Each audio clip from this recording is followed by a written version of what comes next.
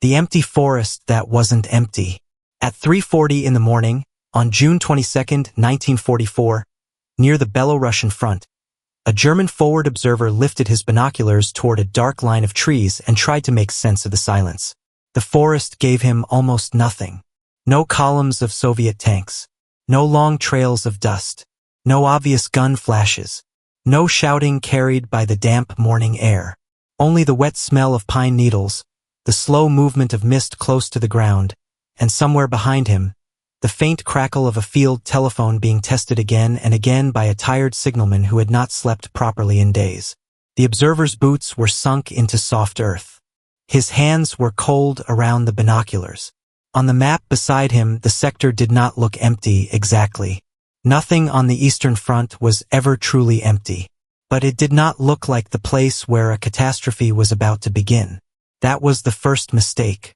German officers had spent years learning how to read the front. A road showed movement. A railhead showed buildup. Radio traffic showed command activity. Aerial photographs showed artillery positions, tank parks, supply dumps, bridges, and trenches. War left marks. A modern army could not breathe without leaving vapor in the cold air.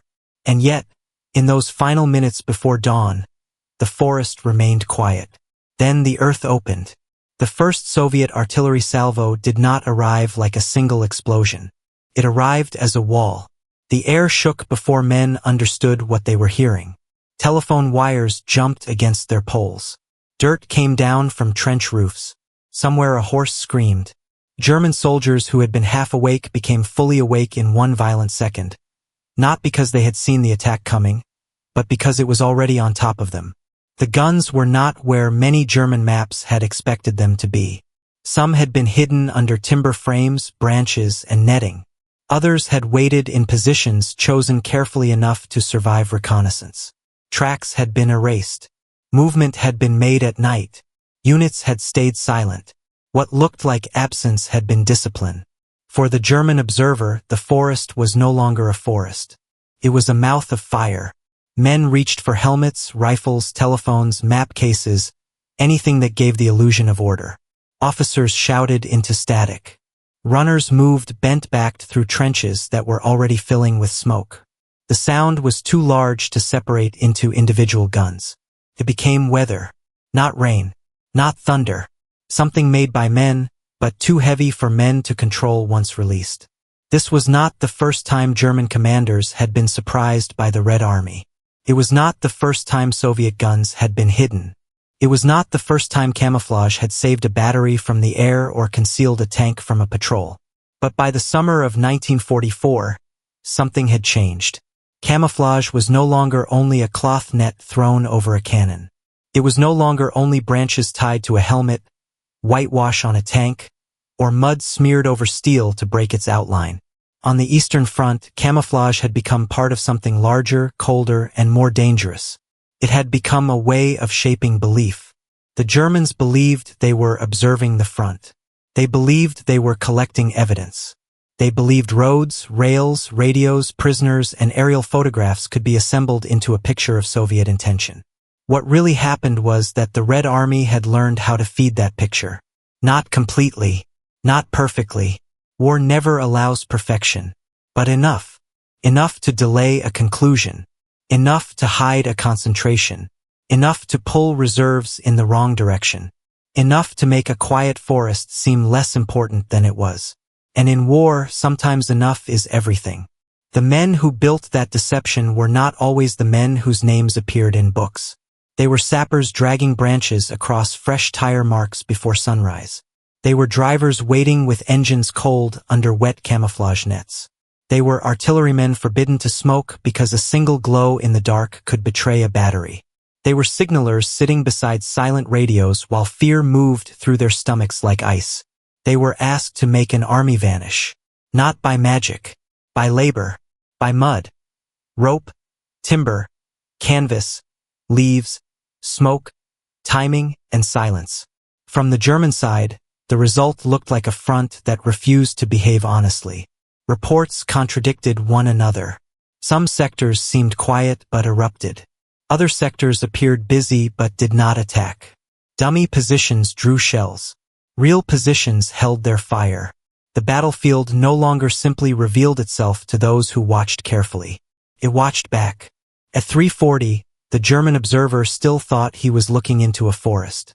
A few minutes later, he was looking into the failure of an entire way of seeing. But before German commanders could understand what Soviet camouflage had become, they first had to believe they understood what camouflage was. And that belief had seemed perfectly reasonable. Camouflage was for hiding, not commanding. To many German commanders, camouflage belonged to the lower levels of war. A machine gun crew hid its position. A gun team covered the barrel. A tank crew threw branches over the turret. Infantrymen broke up the shape of their helmets with leaves and strips of cloth. These things mattered. No serious soldier dismissed them. On the Eastern Front, any man who ignored concealment often did not live long enough to correct the mistake. But there was a difference between hiding a weapon and hiding a decision. German staff officers trusted signs. They had to. Armies are too large to be guessed into existence. They reveal themselves through the weight of their own needs. A division needs roads. A tank corps needs fuel. Artillery needs ammunition. Men need food, kitchens, hospitals, trucks, repair shops, spare parts, telephone lines, and command posts. Even silence can become suspicious if it arrives in the wrong place at the wrong time. This was the logic behind German confidence. Aerial reconnaissance might not see everything, but it would see enough. Radio intercepts might not reveal full plans, but they could show patterns. Patrols might capture prisoners. Listening posts might hear engines at night. Intelligence officers could mark movement on maps, compare photographs, study rail traffic, and build a picture from fragments. The picture might be incomplete, but surely it would not be entirely false. That belief had served the German army well in earlier campaigns. Speed, observation, and command flexibility had helped create victories in Poland, France, and the early stages of the invasion of the Soviet Union. German officers were trained to read weakness, identify opportunity, and act before an enemy could recover. In 1941, many of them believed the Red Army was clumsy, slow, and poorly coordinated. They had seen Soviet formations collapse under pressure. They had seen equipment abandoned. They had seen command systems break apart. Those memories mattered because armies do not only fight with weapons. They fight with assumptions built from yesterday's evidence. And yesterday's evidence told many German officers that Soviet deception was crude. A hidden gun could be dangerous. A concealed trench line could slow an attack. But to hide whole armies, to disguise operational intention, to make the enemy confidently misread the direction of a major blow, that required coordination, discipline, patience, and an understanding of how the enemy thought. The Red Army of 1944 was not the Red Army of 1941. That was the part Germany was slow to accept. In dugouts and headquarters behind the front, German officers bent over maps under weak electric lamps. They smoked too much. They drank bad coffee. They listened to reports from divisions that were already under pressure and tried to separate noise from fact. A road here showed activity. A rail movement there suggested buildup. A prisoner mentioned artillery. A reconnaissance photograph showed what looked like a tank park. Another sector, strangely, seemed quiet. The human mind does not like scattered fragments. It wants pattern. It wants the map to become readable. So the staff officer connects dots. He gives weight to one report, discounts another, trusts what fits the larger expectation, and marks the likely enemy intention in pencil. That pencil line could decide where reserves waited, could decide which bridge was guarded. It could decide which sector received more artillery shells and which sector was told to hold with what it already had. On paper, this looked like analysis. On the ground, it could become death. The Soviets understood something brutally simple. The enemy did not need to know everything to act. He only needed to believe he knew enough. If Soviet camouflage could protect the real signs and display false ones, then German intelligence might still function, just in the wrong direction. A quiet sector did not have to be empty. It only had to seem less urgent than another. A dummy position did not need to fool every observer. It only needed to pull attention, ammunition, or anxiety for a few hours. A silent radio net did not need to erase an army. It only needed to deny one more clue. This was how camouflage began to climb upward from the trench to the command table. The Germans believed camouflage was a defensive habit, something soldiers did to avoid being hit. What really happened was that Soviet camouflage became part of command itself. It helped decide what German commanders saw, what they feared, what they dismissed, and where they placed their strength. The danger was not that German officers saw nothing. The danger was that they saw something, and believed it. The word behind the silence. The Soviet word was maskirovka. It did not translate cleanly into one English idea. Camouflage was part of it, but camouflage alone was too small. Deception was part of it, but deception sounded too theatrical. Concealment, imitation, misdirection, secrecy, false movement, dummy positions, controlled radio traffic, smoke, noise discipline, night marching, hidden assembly areas. All of these belong to the same family. Maskirovka was not an accessory to the operation. It was supposed to begin before the operation, move through it, and survive into the enemy's confusion afterward. A German reconnaissance aircraft flying over Soviet lines might see a few vehicle shapes near a road. The pilot did not know whether they were real trucks, decoys, or something deliberately placed to be seen. A radio intercept station might notice traffic rising in one area, not knowing whether the traffic reflected actual command activity or a false pattern. A patrol might report silence, not knowing whether silence meant weakness or discipline. This was the strength of maskirovka. It did not depend on making every lie perfect. It depended on making truth difficult to sort quickly enough. War does not give commanders unlimited time to verify. Reports arrive late. Photographs are unclear. Prisoners lie, guess, misunderstand, or repeat what they were allowed to know. Weather interrupts flights. Radios fail. Roads vanish under mud. Units move. Staff officers are exhausted. Headquarters work with yesterday's information while tomorrow's attack is already forming. Maskirovka lived inside that delay. It used the natural fog of war and thickened it. On the Soviet side, the work could be dull, physical, and unforgiving. Camouflage nets had to be cut, repaired, carried, stretched, and checked from different angles. A gun hidden from ground view might still show from the air. A vehicle track might betray a position even if the vehicle itself was covered. Freshly dug earth could stand out against old ground.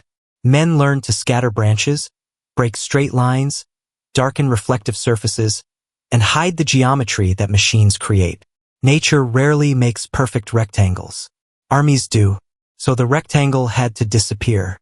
A truck under trees was not enough if its windshield flashed. A tank in a barn was not hidden if its tracks led straight to the door. A battery covered by netting was not safe if the crew walked the same path every morning and wore the grass into a line visible from above. These were small things, infuriating things, the kind of things tired men forget after too many nights without sleep. But camouflage punished carelessness. A Soviet sapper might spend hours on his stomach in wet grass, pulling branches into place around a gun pit.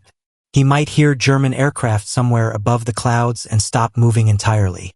He might taste mud in his mouth and feel mosquitoes crawling over his neck, but he would not raise a hand to slap them. Movement could catch the eye. A shape could become a target. He was not hiding himself only. He was hiding time. Time for artillery to survive until the opening barrage. Time for tanks to assemble. Time for infantry to move forward before dawn. Time for commanders to hold the real picture away from German eyes. There is a strange cruelty in that kind of work. Success means no one notices. If the camouflage is good, the report says the position remained undetected. If the operation succeeds, the names remembered are usually those of commanders, armies, fronts, and battles. The man who tied the net correctly is absent, but the shell he helped protect may fire first. That is how the invisible becomes decisive. German commanders were not entirely ignorant of Soviet deception. They had encountered it before. They had seen false positions, hidden guns, sudden attacks from terrain thought secure. But knowing that deception exists is not the same as understanding the scale at which it is being used. A man can know there are wolves in the forest and still walk into the wrong clearing. The Red Army learned, painfully, that camouflage could not be improvised at the last minute. It had to be planned. It had to be ordered. It had to be inspected. It had to be disciplined from the commander down to the driver who wanted to start his engine too early. And it had to be believed in. That was not always easy. Soldiers are practical men. They understand a rifle, a shovel, a hot meal, a dry boot. A dummy tank made from wood and canvas can look ridiculous to the man building it. A false road can feel like wasted labor when real roads are needed. A silent radio can feel like abandonment when the front is uncertain.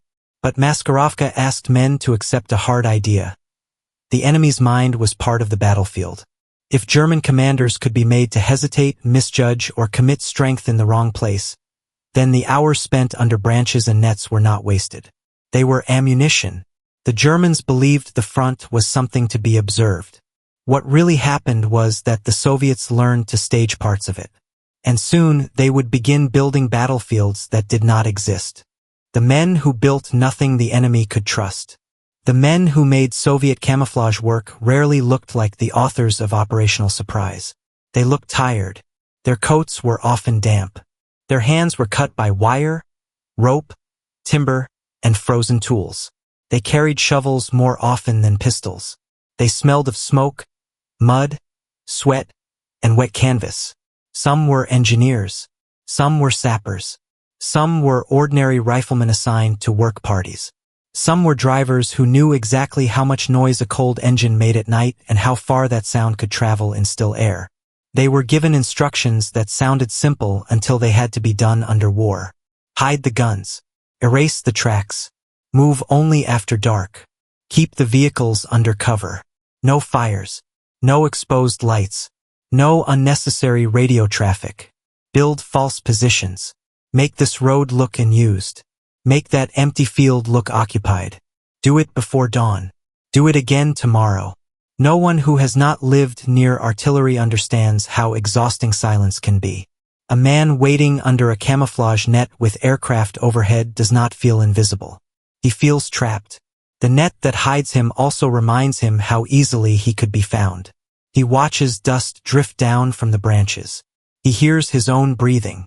He wonders whether the pilot above has seen the truck, the gun, the track mark, the one careless shine of metal that everyone missed. Sometimes the order was not to move even when fear demanded movement. That may be one of the hardest commands in war. To charge is terrifying. To run is human. To fire back gives the body something to do. But to lie still while the sky searches for you requires a different discipline. The man under the net must trust that the branches hold, that the shadow is enough, that the aircraft is looking somewhere else, that no one nearby will panic and break the shape of the deception. These men were not superhuman. They cursed. They made mistakes. They were hungry. They wanted sleep. Some did not understand the wider plan. Many knew only their sector, their ditch, their gun, their truck, their small part of a larger silence. And still, the system depended on them. A commander could design Maskarovka on paper. He could order false concentrations, hidden assembly areas, dummy batteries, and night marches. But the order became real only when men at the bottom performed thousands of small acts correctly. A camouflage net had to sag naturally. A dummy gun had to look convincing from the air. A real gun had to leave no obvious track. A field kitchen had to be hidden because smoke could reveal men more surely than a flag. A driver had to stop before the road became too exposed. A soldier had to resist the temptation to take the shorter path through open ground. The Eastern Front was not a clean theater of diagrams. It was mud, snow, insects, splintered trees, broken villages, ruined farms, and roads that became glue under rain. The terrain helped camouflage, but it also fought the men using it. Branches withered. Nets tore. Fresh earth changed color. Snow revealed tracks. Thaw exposed everything. A position perfectly hidden in the evening could look suspicious by morning. So concealment had to be maintained. That meant labor never ended. German commanders often saw the result only when it failed them. An anti-tank gun firing from a place that should have been empty. A Soviet battery surviving the opening German barrage.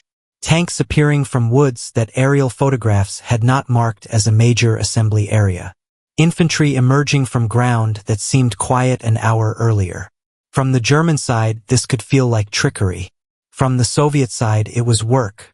A sapper did not call it genius. He called it another night without sleep.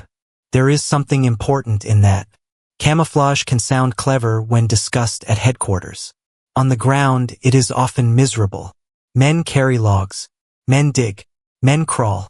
Men freeze. Men wait. Men are told not to smoke, not to talk loudly, not to move when aircraft pass, not to leave footprints where the enemy might see them. The Red Army's camouflage was not born from elegance. It was born from necessity, punishment, adaptation, and the knowledge that being seen first often meant being killed first. And the Germans had taught that lesson brutally in 1941. By 1943 and 1944, the Red Army had learned to answer it. Not only with more tanks, not only with more artillery, but with a different relationship to visibility. What mattered was not simply whether a Soviet position was strong. What mattered was whether the Germans understood where the strength was before it was used. That understanding had to be denied. So men built what the enemy should see. They hid what he must not see. They made the battlefield partly true and partly false, knowing that a commander under pressure might not have time to separate the two. The Germans believed deception was a supplement to combat. What really happened was that, for the men building it, deception was combat. They fought with nets, branches, darkness, silence, and patience. And then came the strangest order of all. Do not merely hide the real army. Build a false one. Build a battlefield that does not exist. A dummy tank can look foolish up close. A few boards. A canvas skin. Wheels that do not turn. A gun barrel that may be nothing more than a pipe, a log, or a shaped piece of timber. Men standing beside it know the truth immediately. It has no engine, no armor, no crew inside, cannot advance, retreat, fire, or burn fuel. To a tired soldier ordered to build it, the thing may look like a joke. To a reconnaissance pilot moving fast above smoke, cloud, glare, and enemy territory, it may look like a tank. That difference is where deception lives. The Soviets understood that the enemy rarely saw the battlefield from a perfect position. He saw it from altitude, through dust, through fear, through bad photographs, through reports written in haste. He saw shapes, shadows, movement, smoke, tracks, the suggestion of activity. Then officers far behind the line interpreted those signs and gave them meaning. A false tank did not have to defeat a real tank. It had to defeat a conclusion. If German intelligence marked a false concentration on a map, artillery might be allocated against it. Aircraft might be sent to strike it. Reserves might be held back in caution. A commander might hesitate because the enemy seemed stronger in one sector than he truly was. The dummy had done its work before anyone touched it. False positions could be simple or elaborate. A fake artillery battery might include dummy guns, dugouts, vehicle tracks, ammunition boxes, and carefully controlled signs of life. A false fuel dump might use barrels, smoke discipline, and movement patterns to suggest logistics activity. A false road might be marked by tracks made deliberately. A real road might be brushed clean, covered, or avoided until darkness. At times, Soviet deception went further. False radio traffic could suggest headquarters activity. Fake airfields could draw attention. Dummy bridges could imply future crossings. Fires could be lit in one area while real units froze in darkness elsewhere. War rewards the side that forces the enemy to spend strength on shadows. But there was always danger. A false position too crude might reveal deception. Too little activity could seem dead. Too much activity could seem theatrical. If the Germans detected the lie, they might infer the truth. A dummy battlefield had to live just enough to be believed, but not so much that it invited careful inspection. It was a strange kind of performance played for men trying to kill you. Imagine a Soviet work party at night. The men move quietly, carrying timber and canvas through mud. Someone whispers because sound travels. A soldier slips and curses under his breath. Another tells him to shut up. Far away, artillery mutters like weather. They assemble a shape in a field that may be photographed tomorrow. It does not need to impress anyone standing beside it. It needs to survive a glance from the sky. The men know German shells may fall there later. In fact, that may be the point. If the enemy fires at wood and canvas, he is not firing at flesh and steel. If he bombs an empty position, a real battery somewhere else may live longer. There is a cold economy in that. A little timber for a little time. A false gun for a real gun's survival. A shadow for a shell. To German officers, once discovered, these tricks could seem primitive. But primitive does not mean ineffective. A hole in the ground is primitive. So is barbed wire. So is mud. War has always been willing to use simple things if they work.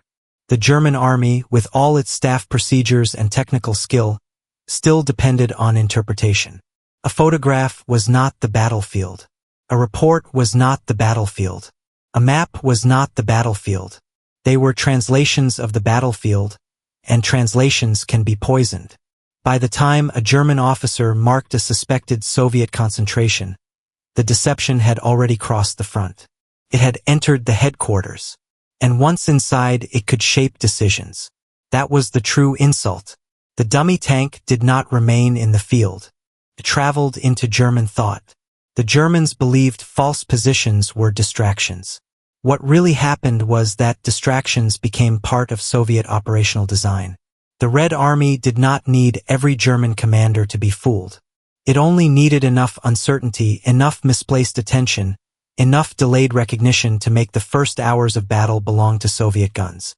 The test would come under fire. Not in theory, not in a manual, but in the largest armored battle the world had yet seen, where German commanders expected a hard fight and still underestimated the depth of what waited beneath the camouflage. Kursk and the hidden defense. By the summer of 1943, no one at Kursk expected an easy battle. That is what makes the surprise more important. The Germans knew the Soviet salient was heavily defended. They knew the Red Army had prepared. They knew minefields, anti-tank guns, trenches, artillery, and reserves would stand in their way. Kursk was not a trap concealed behind the illusion of emptiness.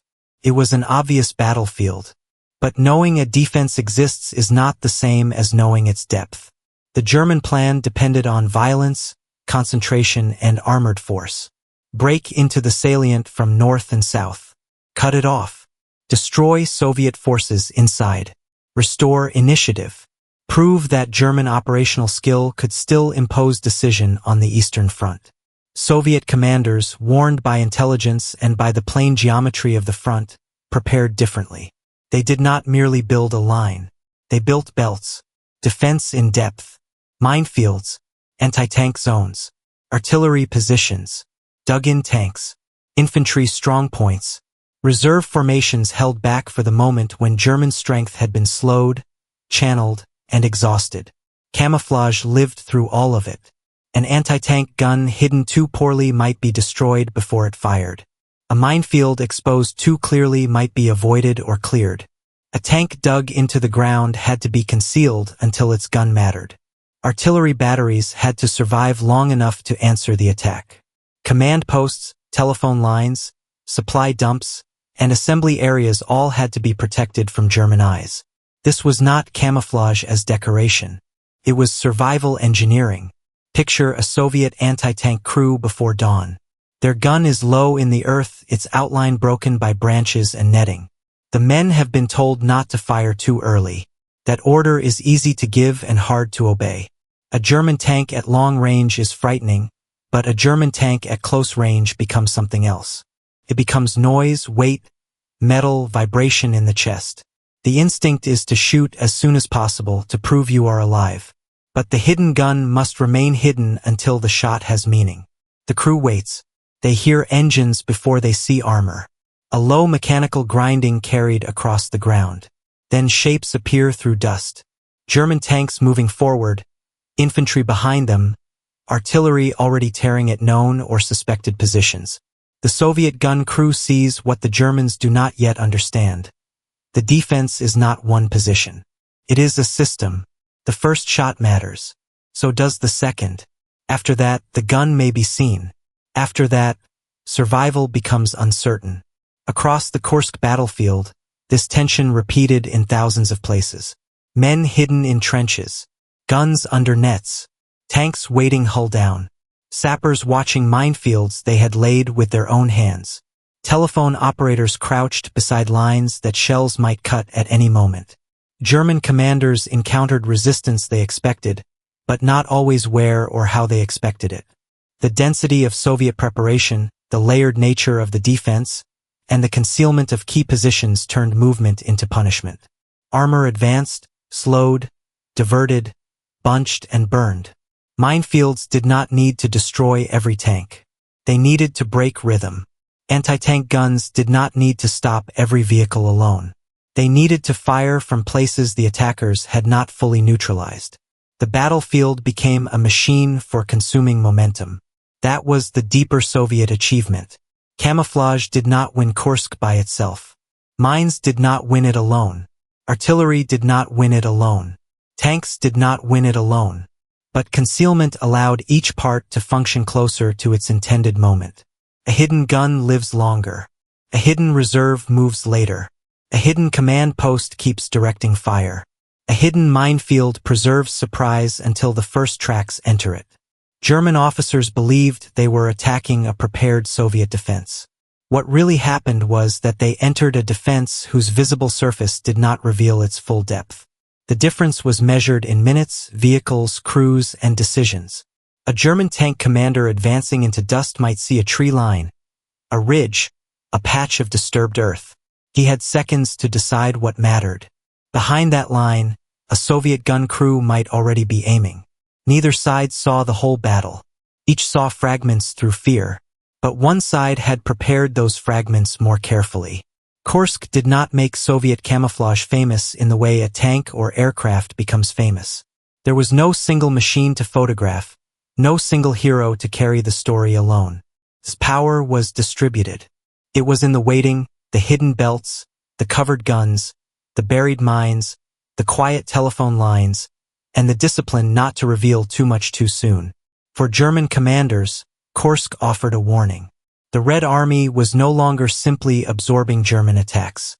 It was shaping the conditions under which those attacks arrived. But a warning is useful only if it is fully understood. And 1 year later, in Belarus, the lesson would return on a scale so large that no headquarters map could soften it. The front that moved before Germany understood it. By June 1944, the Eastern Front had become a place where German commanders knew disaster was possible, but could not always tell where it would arrive. The Red Army was stronger now, better supplied, more experienced, more confident. Its commanders had learned from catastrophe, and that is one of the most dangerous things an army can do. Loss had taught them not only how to fight, but how to prepare the enemy to be wrong. Operation Bag Ration was aimed at Army Group Center. The name sounds clean on a page. Army Group Center, a formation, command, a block of strength on a map. But on the ground it was men in trenches, clerks in dugouts, artillery crews with worn barrels, drivers sleeping beside trucks, officers trying to interpret reports that arrived too late and never complete. It was divisions stretched across forests, rivers, villages, marshes, and roads that could become traps once Soviet breakthroughs began. German high command expected Soviet action. The question was where the main blow would fall and how strong it would be.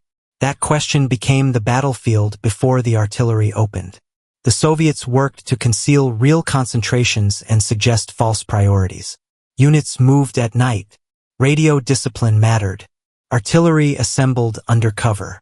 Engineers prepared routes and crossings. Aircraft and ground forces were positioned with care. False indications helped support the idea that the decisive Soviet effort might fall elsewhere, particularly farther south, where German attention already had reasons to linger. No deception is perfect. There were German officers who sensed danger. There were reports that pointed toward the truth. There were fragments of warning. But fragments do not save an army unless someone assembles them in time and acts with enough authority to change dispositions. That did not happen fast enough. When Bagration began on June 22, 1944, the date itself carried weight. 3 years earlier, Germany had invaded the Soviet Union. Now, on the same date, the Red Army opened an offensive that would tear through the German center in the east. The artillery preparation was immense.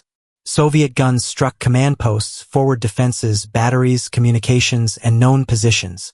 Infantry and armor followed. German units tried to hold, then tried to understand, then tried to survive. In some places, they discovered too late that the Soviet strength opposite them had been greater than believed. In others, the speed and coordination of the attack shattered assumptions before orders could catch up. Headquarters received reports that did not fit the expected picture. Breakthroughs here. Heavy pressure there. Communications lost. Positions overrun. Roads threatened. Units surrounded.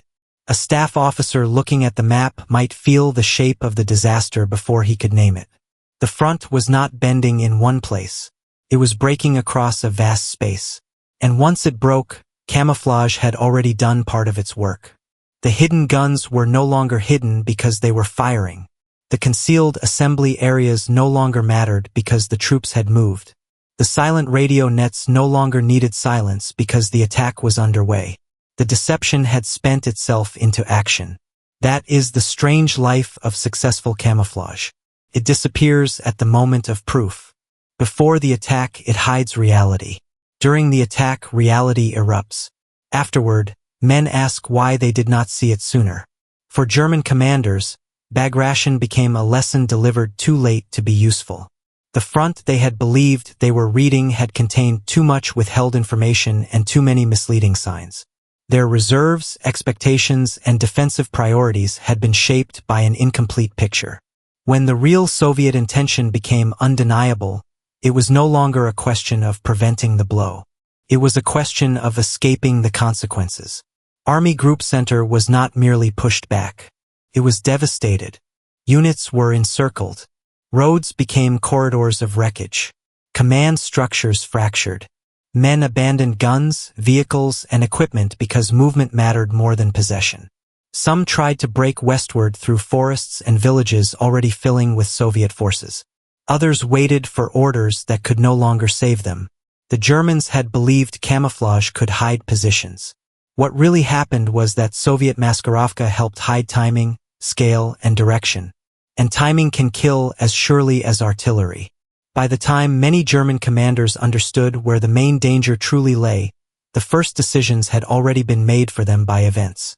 The map no longer represented possibilities. It represented losses. The quiet forest from the opening had spoken. But the question remained. How could something as simple as concealment create consequences so large? The answer was not magic. It was mathematics. Minutes, shadows, and wrong maps. In war, a minute can be larger than it sounds. A minute can be the time between seeing a muzzle flash and being hit. The time between a report being received and an order being sent. The time a tank crew needs to reverse out of danger. The time an artillery battery needs to fire one more salvo before aircraft arrive. Camouflage buys minutes. Deception spends them against the enemy. That is the arithmetic German commanders came to understand too late. The value of a hidden position was not abstract. If a Soviet gun remained undetected until the opening barrage, it could fire. If a tank assembly area stayed concealed through the night, the tanks could attack at dawn. If a bridgehead remained underestimated, men and equipment could cross before the Germans reacted properly. Small concealments created operational time. A camouflage net might cost little compared with the gun beneath it. Branches cost almost nothing. Darkness was free if used with discipline. Silence cost fear. Dummy positions cost labor and material, but far less than the real guns they might protect or the enemy shells they might waste. The exchange was brutal and efficient. A German artillery battery firing at a false position had not simply wasted ammunition. It had revealed itself, consumed time, and failed to hit the real target. A German reserve held in the wrong sector had not simply waited. It had been absent from the place where its presence might have mattered. A reconnaissance flight that returned with misleading photographs had not failed completely. It had succeeded in delivering confidence to the wrong conclusion. Confidence is dangerous when it is built on arranged evidence. The mathematics of survival did not belong only to high command. It also belonged to the individual soldier. For an anti-tank gun crew, concealment might mean firing first. Firing first might mean destroying the lead vehicle. Destroying the lead vehicle might slow the column. A slowed column might bunch on a road. A bunched column might become a target for artillery. A single hidden gun does not need to win the battle. It needs to start a chain. For a sapper, hiding a route might preserve the movement of a company or battalion. For a signaler, radio silence might deny the enemy one more clue. For a driver, keeping a truck under trees might protect ammunition that will be needed before noon. None of these acts looks grand alone. War is made from such ungainly pieces. German commanders were trained to think in terms of divisions, corps, sectors, reserves, and objectives. They had to be. But on the Eastern Front, the distance between a branch over a gun and a division trapped on a road could be shorter than it looked. The branch did not destroy the division. It helped protect a system that created the conditions for destruction. That distinction matters. Soviet camouflage did not replace firepower. It enabled firepower to arrive with greater surprise, survive longer, or strike from a position the enemy had not properly accounted for. Deception did not replace maneuver. It helped maneuver begin before the enemy understood where to look. False positions did not replace real strength. They protected real strength by stealing attention. The German problem was not that their intelligence saw nothing. Often it saw too much, too many reports, too many possibilities, too many ambiguous signs, too many sectors where the Soviets might attack, too many reasons to hesitate before moving reserves. Maskirovka did not have to erase the truth. It only had to bury it among alternatives until the decision window narrowed. A commander can recover from being uncertain. He may not recover from being certain in the wrong direction. That is why a wrong map can be more dangerous than no map at all. A map with blank spaces warns the officer to doubt. A map filled with confident but mistaken assumptions invites him to act. At Kursk, concealed depth helped turn German attack into attrition. At Bagration, concealed intention and misdirection helped turn German uncertainty into operational disaster. The details differed. The principle remained. The battlefield punished those who saw too late. And yet, the numbers cannot carry the full weight of the story. Not the number of guns hidden, not the number of tanks misidentified, not the number of divisions surrounded, not the number of hours lost in command delay. Because every hour bought by camouflage was paid for by men close enough to die when the illusion broke. The calculation was cold. The cost was human. The men beneath the nets. Under a camouflage net, the world becomes smaller. A man sees rope fibers, leaves, dirt, the edge of a wheel, the boot of the man beside him. He hears aircraft before he sees them. He hears the tone of the engine change and wonders whether that change means the pilot has spotted something. He smells oil, damp cloth, unwashed bodies, and the metallic edge of fear that no one names because naming it does not help. He has been told not to move, so he does not move. This is one of the quiet cruelties of camouflage. It protects men by forcing them into stillness when every instinct wants action. A soldier under bombardment may dig deeper. A man in an attack may run, crawl, fire, or shout. But a hidden man must often do nothing. He must trust the work already done. Trust the net. Trust the branches. Trust that the track marks were hidden well enough. Trust that no one left a mess tin shining in the light. And if he is wrong, death comes from above. Soviet camouflage saved lives. It also demanded them. A gun crew that remained hidden until the right moment might destroy its target. But the moment it fired, the gun announced itself. Smoke, flash, sound, disturbed earth. All the things hidden before were suddenly visible. German return fire might come quickly. The men who had waited for hours in silence might have only seconds before their position was struck. Concealment bought the first shot. It did not promise the second. For sappers, the work carried another kind of danger. They moved where roads ended and fields began, where mines had to be laid or marked, where tracks had to be erased, where crossings had to be prepared. They often worked at night, which protected them from observation but not from fear. Darkness makes every sound larger. A shovel striking a stone can seem loud enough to wake the entire front. Cough feels like betrayal. Some men died building positions they would never fight from. Others survived because those positions existed. The human cost also fell on the German side, though in a different way. A German infantryman ordered into what command believed was a weakened sector did not know that the map was wrong. He knew only the ground in front of him.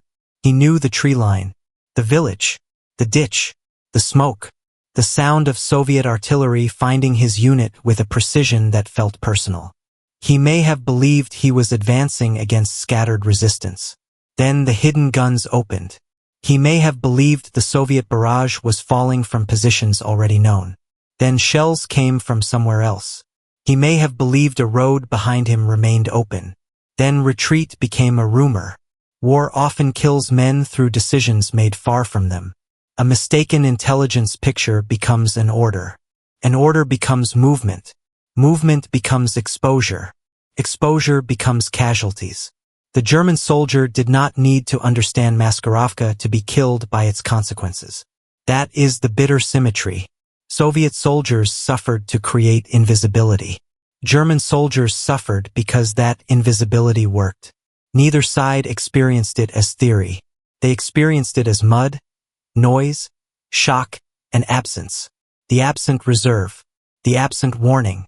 The absent gun that suddenly fired. The absent road home. In the aftermath of battle, the ground told a more honest story than the reports. Broken branches over gun pits. Torn nets. Dummy positions smashed by shellfire. Real guns burned black around the breach. Tank tracks appearing where yesterday there seemed to be none. Bodies in places that headquarters had once marked as quiet. The men beneath the nets were not symbols. They were young, tired, frightened, stubborn, sometimes careless, sometimes brilliant in small practical ways. They wanted to live. They wanted food hot enough to matter. They wanted boots dry enough not to rot their feet. They wanted orders that made sense, though war rarely offered that courtesy. Their work could decide whether an operation opened with surprise or with slaughter. But official memory has a way of smoothing labor into doctrine. Reports speak of concealment measures, deception plans, operational surprise, enemy misjudgment. They do not easily capture a man lying still under wet branches while aircraft pass overhead, feeling one insect crawl across his cheek and refusing to lift his hand. That was also Maskirovka. Not only the plan, the discipline of the body, the restraint of frightened men. And when the battles ended, recognition came in the language of staffs, not in the language of those who had tied the knots. Reports written after the front was gone. After a defeat, paperwork begins.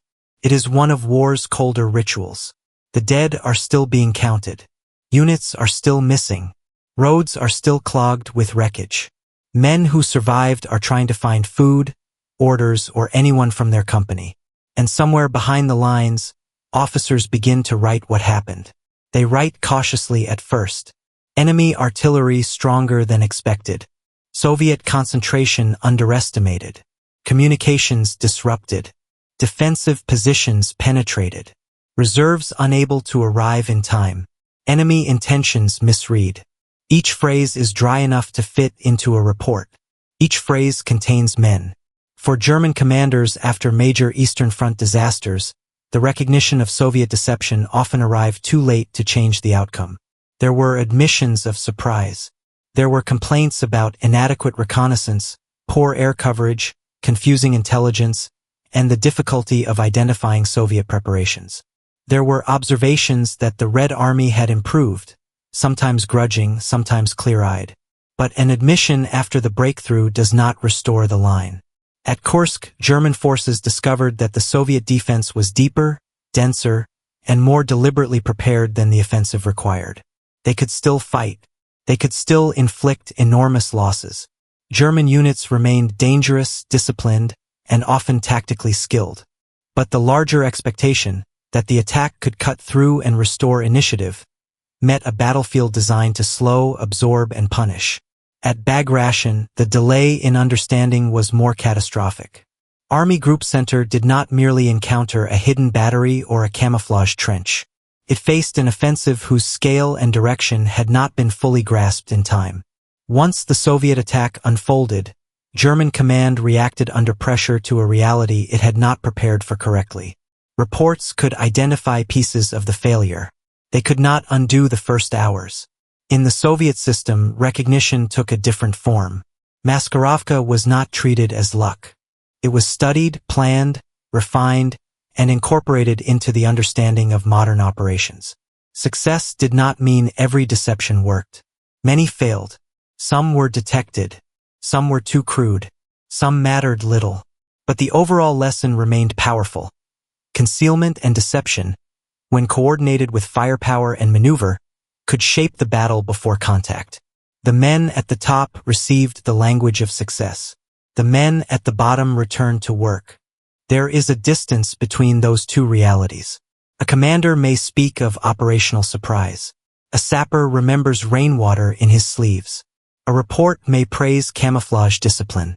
A driver remembers sitting in darkness with the engine off, afraid the cold would make it impossible to start later. A staff summary may note that dummy positions drew enemy fire. The men who built those dummies remember carrying timber through mud under orders not to speak. History often preserves the cleanest version. War happened in the dirty one.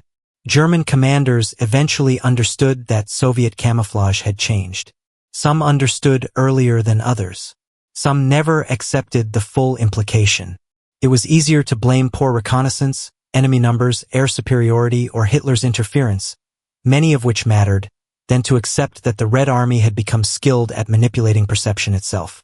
And yet, the evidence kept appearing.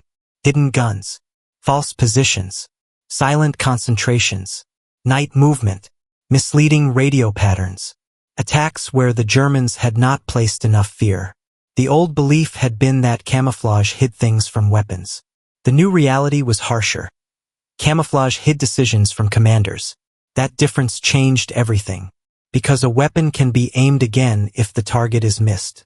A commander who misreads intention may lose the battle before his strongest weapons are in the right place. In the final months of the war, Germany still fought with skill and desperation. Its officers still studied maps. Its reconnaissance still searched. Its soldiers still understood the value of concealment. But the strategic balance had shifted. The Red Army had learned not merely to attack, but to prepare German understanding for defeat. The reports came afterward. The realization came afterward. The front was already gone. And what remained was a lesson larger than one campaign. The most dangerous thing on a battlefield may not be what is hidden. It may be what is shown. A weapon of perception. The legacy of Soviet camouflage is not found only in photographs of guns under nets or tanks hidden in woods. Those images matter. They show the visible part of the invisible war. But the deeper legacy is the idea that perception itself is a battlefield, and that an army can fight for control of what the enemy believes before the first assault begins. This was not uniquely Soviet in the broadest sense. All armies used concealment. All armies tried to deceive. Smoke, decoys, false movements, hidden reserves, these are as old as organized war. But on the Eastern Front, under the pressure of annihilation, the Red Army developed Maskirovka into a disciplined operational habit. It became part of how battles were prepared. Not decoration, not afterthought, preparation. The lesson was severe. The enemy does not need to be blinded completely. He only needs to be made wrong at the decisive point. A German commander did not need to misread the entire front. He needed to misjudge the sector where the main blow would fall. He did not need to believe every dummy tank was real. He only needed to waste attention, ammunition, or reserves on enough false signs. He did not need to miss every hidden gun. He only needed to miss the ones that fired first. In this sense, camouflage became a weapon of proportion. Small things could affect large things because command depends on interpretation. A branch over a gun is small. A gun that survives to fire in the opening barrage is not small. A silent radio is small. A headquarters that cannot confirm enemy concentration is not small. A false track is small. A reserve sent to the wrong sector is not small. This is why Soviet camouflage changed the front. It altered the relationship between evidence and action. German commanders could no longer assume that what appeared secondary was secondary, that what looked quiet was weak, or that what seemed active was the true danger. The battlefield had become edited. Not perfectly, never perfectly, but enough to matter. For the men on the ground, the legacy was less abstract. A soldier who survived because his gun remained hidden understood camouflage with the body, not the mind. A German infantryman hit by fire from an unseen position understood it the same way. Neither man needed doctrine. They understood the result. Modern military thinking would continue to treat concealment, deception, electronic silence, false signatures, and controlled visibility as essential parts of war. The tools changed. Aircraft improved. Cameras sharpened. Satellites would one day look down from orbit. Radios, radar, heat signatures, and electronic emissions would add new forms of visibility. But the old problem remained. What does the enemy think he sees? And who arranged it? That question reaches back to those forests, roads, villages, and fields of the Eastern Front. To men moving guns at night. To dummy positions in mud. To camouflaged tanks waiting under trees. To German officers studying photographs that seemed to offer truth but carried uncertainty inside them. Warfront Archive returns often to this collision between belief and reality because war is full of men acting on incomplete understanding. Sometimes courage is not enough. Sometimes firepower is not enough. Sometimes the decisive mistake happens before the battle, in the quiet moment when a commander believes the map.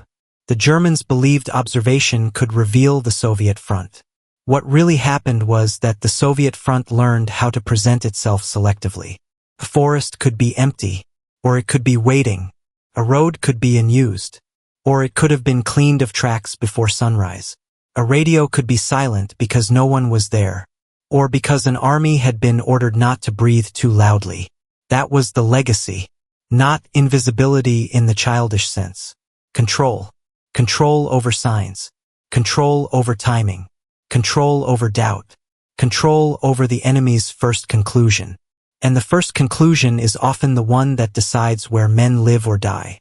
So the story returns to the morning forest, to the observer, to the binoculars, to the silence that was not empty, what they believed, what really happened.